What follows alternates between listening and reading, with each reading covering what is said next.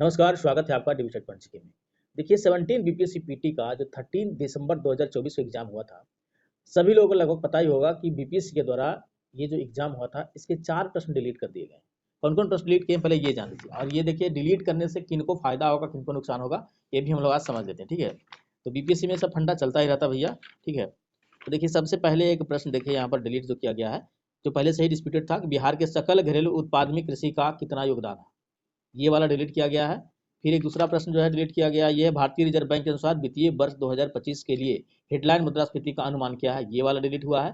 तीसरा प्रश्न है किन जीवों में बीजाणु निर्माण द्वारा प्रजनन होता है, ये वाला प्रश्न डिलीट हुआ है। और एक प्रश्न जो डिलीट हुआ है ये हुआ है आपको यहाँ पर देखिए, राजनीतिक रणनीति संघर्ष विराम संघर्ष अथवा एसटीएस किस आंदोलन के नारे से प्रख्यात हुई है।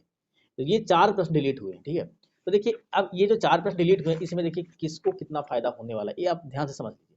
देखिए मान लिया जाए कि जो नहीं लगाए थे, ये चारों प्रश्न वो लगाए ही नहीं थे, तो उनमें तो सीधे देखिए उनको बेनिफिट होने वाला है कि जो बीपीएस यहाँ पर बोनस जो मार्क्स देगी वो सीधे उनमें 4 मार्क्स ऐड हो जाएगा। मान लो किसी का 90 सही था तो उसका 94 हो जाएगा, जो प्रश्न नहीं लगाए थे। समझ गए बात को।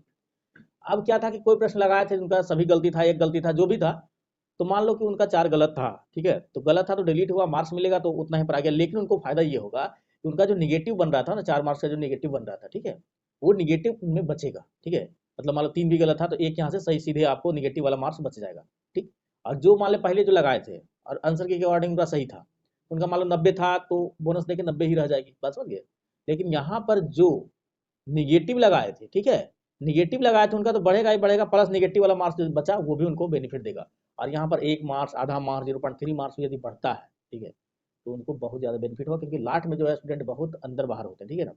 तो जो नहीं लगाए उनको भी बेनिफिट है, जो गलत लगाए उनको सबसे ज़्यादा बेनिफिट है, ठीक है। क्योंकि पहले उनको काउंटिंग क्या थी, मान लो कि 90 लगाए थे, उनका 90 मतलब सही था, उसमें 4 इंक्लूडेड गलत भी वाला था, ठीक है। तो उसमें क्या होगा, 94 तो होगा ही, प्लस इधर का जो 1 मार्क्स बनेगा 1 पॉइंट समथिंग 1.3 मार्क्स जो बनेगा, उनमें उससे और भी क्या होगा, ऐड होगा, क्योंकि गलत की संख्या क्या होगा, वहाँ पर डिलीट होने से गलती की जो संख्या होगी वो कम हो जाएगी। तो यहाँ पर बेनिफिट सबसे ज़्यादा किसको हो रहा है, जो पहले वाले आंसर की के अकॉर्डिंग, जो आंसर की आता बीपीएससी के अकॉर्डिंग वो गलत था, तो जो गलत था उनको सबसे ज़्यादा फायदा हो रहा है, ठीक है।